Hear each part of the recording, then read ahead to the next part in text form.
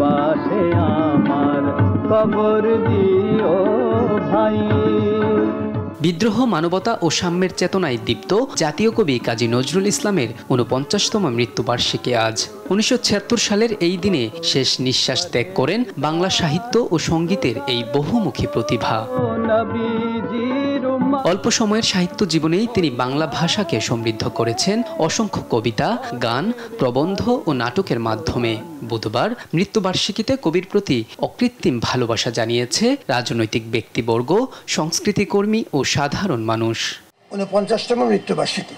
এ সময় নজরুল ভক্তরা বলেন, শোষণ ও নিপীড়নের বিরুদ্ধে শক্তিশালী কণ্ঠস্বর হয়ে প্রজন্মের পর প্রজন্মে চিরস্মরণীয় হয়ে আছেন কবি নজরুল। কবি নজরুলকে জানবার, বুঝবার এবং তাকে ধারণ করবার জন্য শুধুমাত্র মানুষ হওয়াই যথেষ্ট।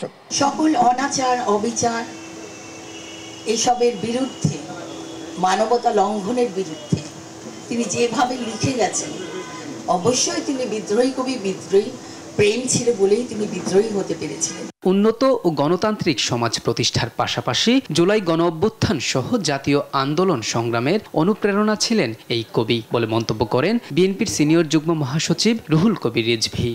আমাদের জাতীয় অর্জন, আমাদের অধিকার প্রতিষ্ঠার আন্দোলন সংগ্রামে যার গান এবং কবিতা মানুষকে উদ্বুদ্ধ করেছে, দেশের জনগণকে উদ্বুদ্ধ করেছে, তিনি কবি কাজী নজরুল ইসলাম। কাজী নজরুল ইসলাম শুধু কবি নন, ছিলেন সঙ্গীতজ্ঞ, নাট্যকার, দার্শনিক।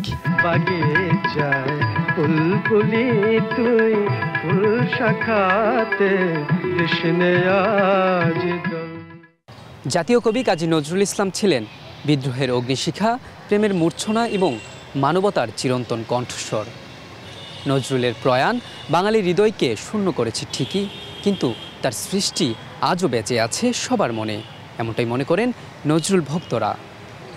মোহাম্মদ আলাউদ্দিন, দেশ টিভি, ঢাকা।